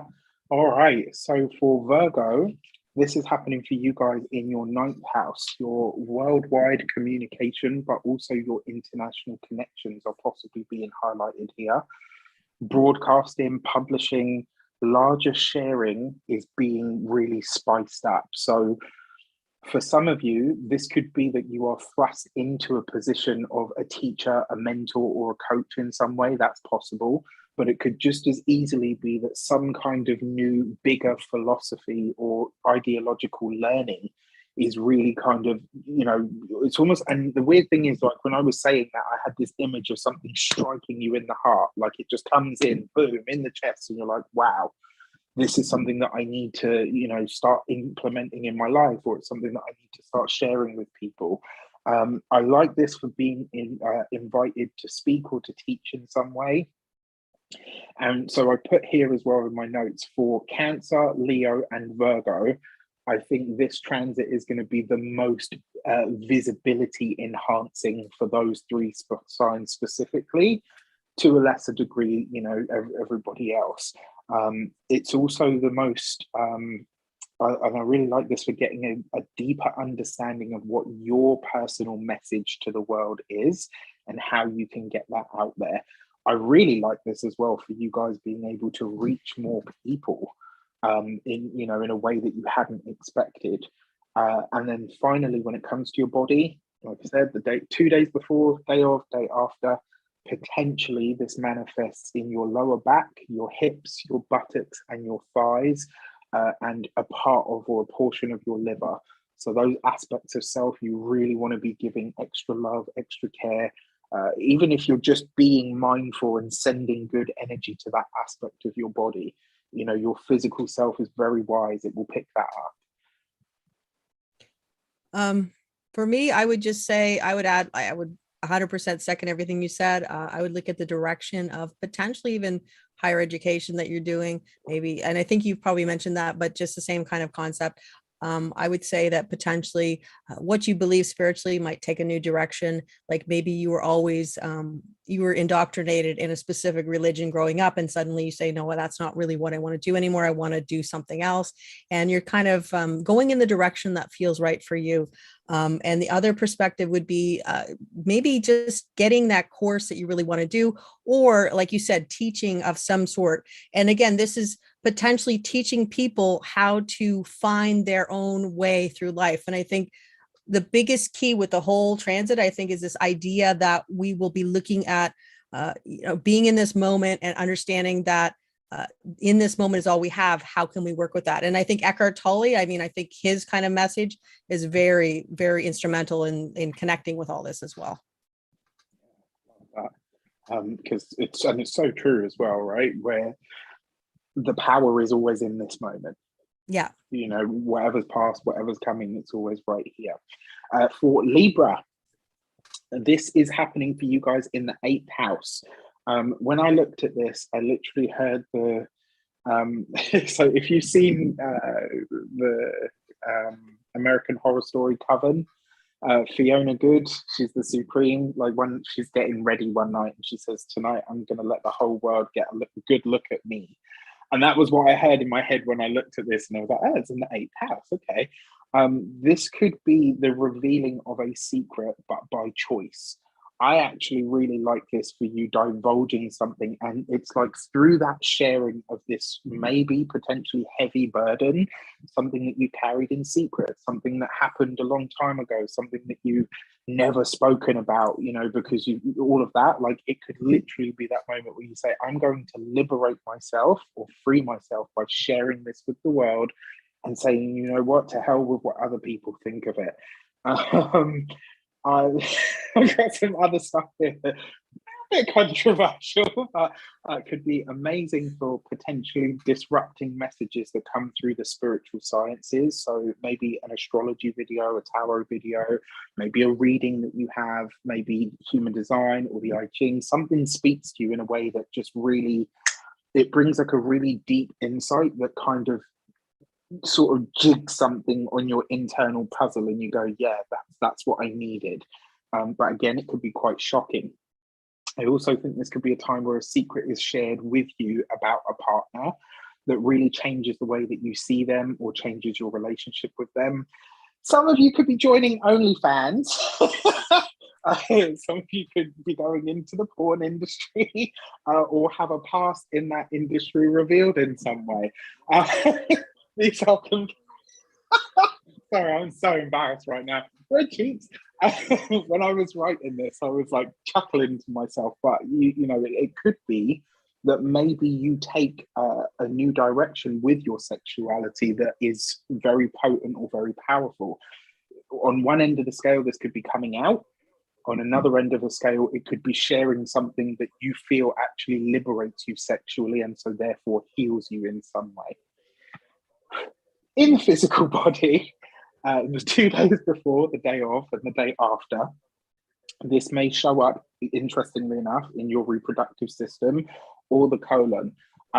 If you have this triple conjunction happening for you guys in this area, I would advise that the 2 days before, the day of, and the 2 days after, I'm not a doctor, I can't give you medical advice, but eat lightly so that you can support that sort of inner, really deep digestive self so that you're not creating more toxicity or heaviness in that space for yourself.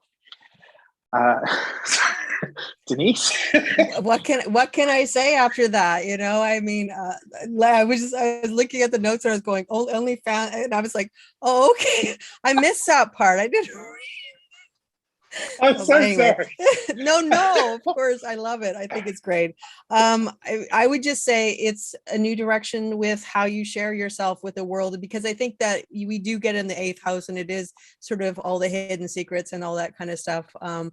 Maybe a new direction with what you share, and even a new direction in the occult studies that you decide to do, like astrology, or maybe you'll take up human design or something like that. You're going to potentially find a new direction to dive into those occult or hidden secrets of or find hidden secrets and really kind of revel in the new information. I know for myself, I love to find like old books with only like maybe only one person has written about this topic, and I find this thing, and it's like this excitement of finding hidden stuff that maybe you didn't even know.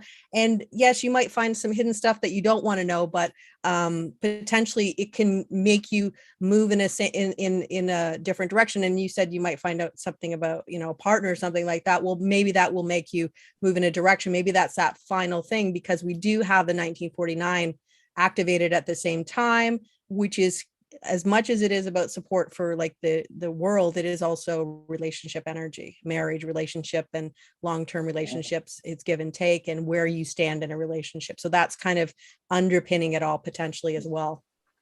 Yeah, brilliant. Yeah, absolutely love that. Okay, so for Scorpio, this is happening for you guys all the way across the sky, happening in your space of relationships. So for some of you, this could literally be a proposal that comes up right now that is completely out of the blue. Maybe you've only been dating somebody for like 3 months and they propose to you. It could be really shocking. It could be really disruptive in some way. Maybe for some of you, it could be your reaction or your response to that event. You know, where you flat out refuse, like, no, you know, that could be disruptive as well. Some of you could be meeting somebody who completely disrupts your life. They don't sort of gently float in on a cloud. They just kind of, bam, show up and you're like, oh my gosh. And there might be a part of you that just feels like you have to make space for this person in your life. You're not sure why, but it feels kind of like the right thing to do. It could be that you're meeting somebody online or in the digital sphere. That's the Uranian element to it.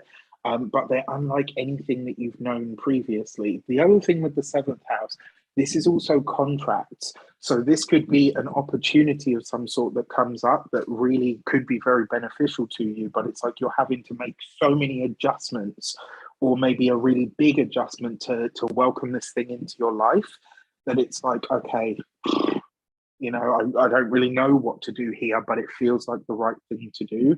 It could be, you know, we just have to talk about it. Mars is a severing energy. It's a culmination energy. It's an ending. It's a cut. Uranus, very sudden. It could be for some of you that this is the end of a relationship, and it could come very suddenly, potentially very disruptive. But it will feel like a toilet flush. You know, it will just be really quick, really, and it will be like, okay, that was intense. It was painful, but actually, I feel like I can breathe now. In the physical body, remember 2 days before, day of, 2 days after, this is going to be your kidneys and your urinary system, and also a portion of your liver. So internal bodily support around these few days will be really important for you, Scorpios. Denise, anything to add?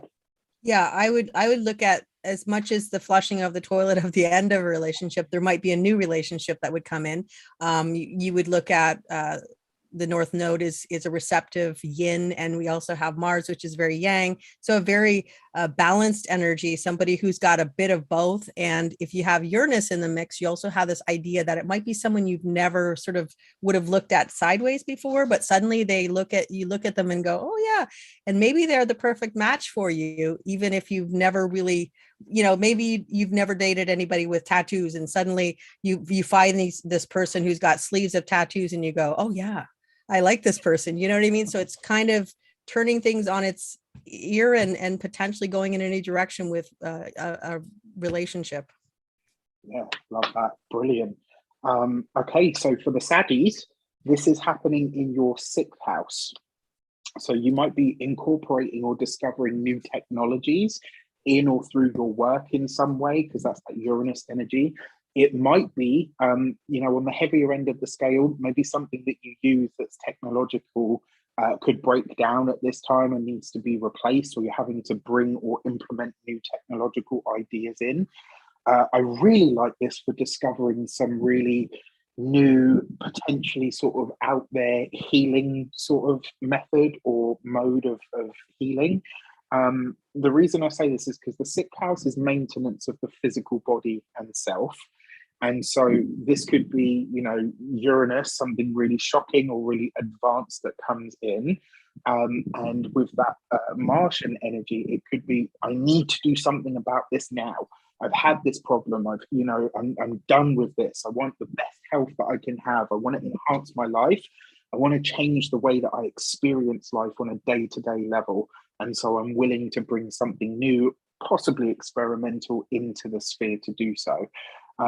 It might be a moment where you come to realize that in order to grow your work or your business, you need to brush up on your tech skills or the equipment that you have in your business. Because of that sort of severing, cutting energy, if you have employees or you are employed, something could get a little dicey around that. It could also be the changing of your daily life through a disruption that comes in that might take a while to settle down. When it comes to your physical health and vitality, so in the body, the 2 days before, the day of, the 2 days after, your digestive system, the small and large intestines. Again, for those of you Saggies amongst you, I would, again, I'm not a doctor, I can't give you medical advice, but I would advise a lighter diet that is, you know, fruits, veggie, yogurts, things that are really easy on the body rather than, you know, cheeseburgers and anything that's got 1,000 different E numbers in it. Try to steer clear of that stuff. Denise? The one thing I agree with everything that you said, and just the other thing I would just add, like changing up your routines might actually change up your relationship with maybe you're in a stagnant relationship and you change up your sort of routine, and maybe you have a date night where you never used to do it, do something a little different. You bring that into the mix and you can spice things up. Or potentially if you change your routine of your life, you potentially might meet somebody new in your new sort of area. You're walking down the different road than you usually take, and maybe you might sort of interact or find somebody that you normally wouldn't have met. And things might happen. God knows, we don't know. Yeah, no, I love that. I've got a few saggy friends, and I know they'll be really happy to hear that. So that's brilliant. Thank you. Okay, Capricorn, this is happening for you in the 5th house. I mean, the most disruptive thing that could happen here is, a surprise pregnancy. Maybe your relationship is a little bit all over the place at the moment, and then surprise, you've got a little bundle of joy on the way. That could be really disruptive, especially if it's not something you're expecting, if it's not something you planned for, if you've had your kids and they're currently all teenagers, and then all of a sudden you're like, oh wait, hang on a sec. It could be quite disruptive. It could also be that a new project comes into your life, and I almost feel like for the Capricorns, it's like somebody introduces you to something. Maybe they say like, oh, I'm going to this pottery class, or what, actually I'm going to martial arts, you should tag along. And you go, and it's like you just get obsessed with it. You're like, where has this been all of my life? I need to get into this, and you just get like that buzz for it. It is a severing, quite potentially explosive energy. And so the 5th house is love and romance. What's scarier than that when it kicks off, right? That feeling where you meet someone and you're like, I just need to be with them all the time. Oh, no, I'm not going to work. I'm not doing this. I'm not doing that. I'm just focused on that. Relinquishing of control can be quite scary for Capricorns. So, it could potentially be that. It could be that a love or a romance maybe comes to an end. I will say, if you're planning, because the 5th house is also luck and gambling. I like this for playing the lottery. I like it for a managed, calculated risk, i.e. you put $50 on a horse. I don't like this for, I've just put our house and the kids on the roulette table and I'm going to bet it all just to see, we could win big. This is not that kind of energy. It's too volatile. So, if you're going to speculate in some way, make sure it's a Capricornian calculated risk. Also, as well, but this could be a lucky break in the life of a partner, or a surprising gift of some sort that a partner brings you, and you're like, why is this happening right now? It could be really, something that just completely disrupts the way that you live. It could also transform your life in some way. So I really like this for that. In the physical body, if you are a Capricorn, the 2 days before, the day of, the 2 days after, your heart and your spine, like those parts of self, you really want to be giving care and energy and effort to. And again, just bringing that intention to keep those parts of yourself nourished and protected. I would say everything is the same. I hope I didn't cut you off. I hope you didn't have more to say. Oh, did you? No. Oh, okay. No, I would just say that I agree completely with everything you say. But the other thing I would sort of move in and look at kind of like the 2nd house energy that we talked about, kind of more like the same thing here a little bit. This is more of like a passion project. You can have home businesses with the 5th house as well, something that you're sort of doing out of your own home. So in other words, maybe taking more interest or carving out more time for that passion project that you want to start to make a little bit of money on, that's very creatively inspired, and just kind of maybe going in the direction of moving towards that instead of what you're doing now. Yeah, love that. And it's so true. I didn't even mention that. And really, yeah, great. Because your 5th house is the house of creativity, children and joy as well. So yes, yeah. Absolutely. For Aquarius, This is happening in your fourth house. So a disruption to your home, your family. It could be very exciting, but a very challenging time. This could be a time where you are changing home. It could be a time where you're moving. It could be a time where your home in some way, shape or form is really disrupted. This could be a parent moves in with you. This could be a child decides that their significant other is moving in with you. You know, like it can come up in so many different ways, but the home is being disrupted in surprise. It could be as well, maybe that something's happening with the dwelling of the home, and because of the energies that are converging, and again, I'm not putting this out there to be negative. If you've been with me long enough, you know I like people to be informed. I will always do my best to find the easiest and softest way to deliver challenging messages. But I'm not one of these readers that can just gloss over the challenges. I have to let people know what I think is a possibility. And one of the possibilities is accidents in the home. So this is a day to be really mindful. No water around electrics or anything like that. This is a day to be the 2 days before, the day of, and the 2 days after, you want to be really mindful of this. Make sure you've got one of those mini fire extinguishers for the kitchen, you know, all of that sort of stuff, all the things. You know, and I've even put here in my notes, I don't want to be a doomsayer. I just like people to be aware of the possibilities. It could also be, for some of you, this could be an acquisition of a home. Maybe you get a letter, an email or a phone call to say an old uncle or aunt or parent has left you a house, or maybe you've entered a competition to win a house and you end up being that person, which, by the way, if you are an Aquarius and you see any competition where you can win a house or anything like that, you enter that bad boy, because your energy has the potential, you know, to win it. And then finally, if you're, for your physical body, the way that this could show up is, so remember the 2 days before, the day of, and the 2 days after, your stomach, as in like your actual stomach, the breasts specifically for women, and the chest, as in like your lungs, etc., and the internal waters of the body. And these are all places that you can find inflammation, etc. So just, you know, look after yourself. Denise, anything to add? And to the point that you said, you don't want to be a doomsdayer. At the end of the day, is if it's going to rain, you want to let people know they need an umbrella. You know what I mean? So this is basically what this is. This is the umbrella if it's going to rain. So I would say that it's about endings.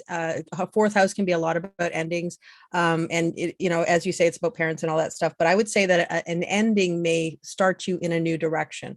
And maybe it's an ending that held you back from something that ends that was holding you back, and suddenly you feel like I have freedom to actually start to move forward in my life, and it's a harmonious path of where I'm going to walk, and that's what this energy speaks to me about. I love that. I really love that, and it speaks so deeply to me. My Aquarius sun is in the background, like, yeah. I really, I resonate with that so much. It's, and then when you were saying it, like what I heard in my mind was like, this is the breaking of the bonds of old or family karma, and you know, karma of place as well, which is, it's a very real thing. Maybe one day we can do a video on that. That would be awesome. That'll be exciting. Well, cool. All right. For Pisces, last but never least, this is taking place for you guys in your third house. So your local area, the commute that you do on a daily basis, how you interact with the local shops, etc., is all being highlighted here. This could be a disruption to your local area, power cuts, disruptions to traffic, etc. So if you are out driving and you are a Pisces, if you're zipping around here, there, and everywhere, just be mindful that the 2 days before, the day of, and the 2 days after could be a little bit dicey. Don't have to be, but just be mindful. If you're traveling on this day, you know, be a little extra careful.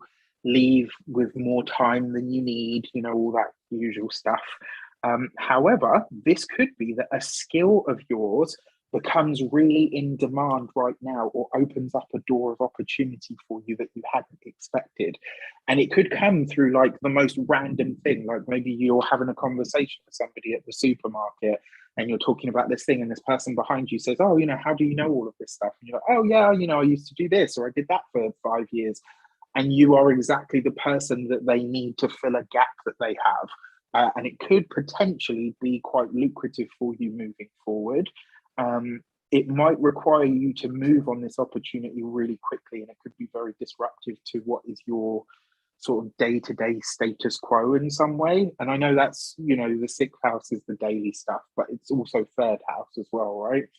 This could also be communication disruptions and or potential misunderstandings that have the potential to escalate, because this is going to be a very kind of energy. So just keep that in mind.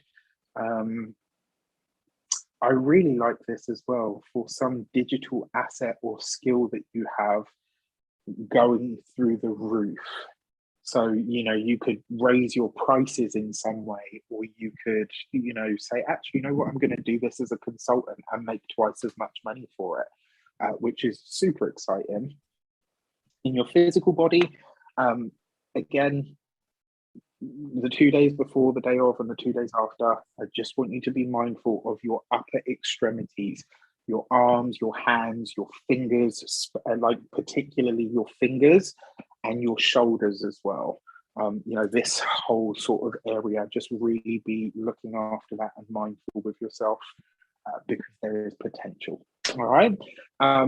Denise, anything to add? The last thing I would say would be potentially starting a new direction in how you communicate, maybe starting a YouTube channel, maybe starting a book, maybe starting a blog, something new where you're communicating in a way that you haven't done. It's a new direction that you're sort of putting yourself out into the world. And I would even say couples therapy. I don't know why that just came to me, but I just thought couples therapy, because I'm looking at the 1949 being within this energy as well. So it really does look at the relationships, and then it's how you communicate with each other type of thing. So it might be where you're shifting up the communication, or even without the therapy, you might be just saying, you know what, let's talk in a different way than we used to. Maybe we're being more aggressive, or maybe we need to sort of tone it down and be more respectful in how we speak to each other. Because I think we can get out of hand sometimes, you know, like you get so into a relationship that you forget what you're saying, and then suddenly something will take you back and say, okay, no, now I can't, it's not the right way to talk to somebody, and then you just kind of shift it up. That's the kind of energy I feel. Yeah, I love that. That's brilliant. In that case, do you think maybe for Pisceans there could be potential reconciliations as well with people that they hadn't expected, or maybe even partners from the past? Yeah, I think so, because we are talking about relationships, and yeah, because it could be any kind of relationship. It even could be a business partnership, but it's like how you communicate. You may be going in a new direction, and usually if we want to go in a new direction, it's because something's been toxic in the past. And so maybe somebody comes back to you and says, yeah, you know what, let's try again. Let's speak in a certain way. And I think that there are certain things that you can say to bring people back to center. If you're having a business conversation and someone gets out of hand, you could just say, let's keep it professional. You know what I mean? And it's just kind of redirecting the energy and saying, yeah, we both have this mutual respect for one another. We know we have it. Sometimes we can get a certain way. So let's release on this and start to go in a new direction with how we communicate. That's what I would say. Yeah. Yeah. Excellent. Love that. Yeah, sure.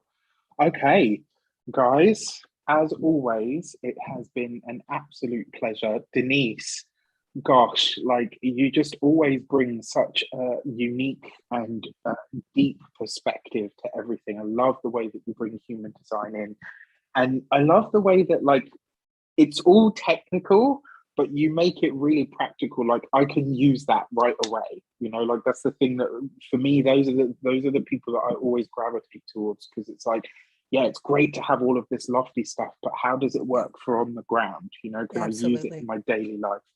Fantastic. So again, Denise, please tell everybody where they can find you. You can find me on my YouTube channel, HD, or what is it? Dynamic Human Design with Denise Mathew, or you can find me at my website, denisemathew.com. And I am always at the community page. I do daily posts. So anybody wants to know what's happening with the transits. And as you say, I do videos to update on the transits and full moons and new moons and stuff like that. So I am always around. Excellent. Thank you so much.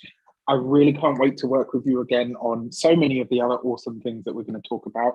To each and every one of you out there that have been in the chat, to each and every one of you that are watching after the fact, it's been our absolute pleasure to have you. Thank you so much for being here, and thank you for sticking it out with us. Let us know what you think about the video. Get in the comments. Like I said, look up your card combinations and come back to this video at some point for updates, just to let us know how you feel and how you're experiencing this transit, because it's going to be different for all of us. And ultimately, if you're following your own true north, you are always going to be going in the right way. Thank you so much. Take care, and we'll see you soon.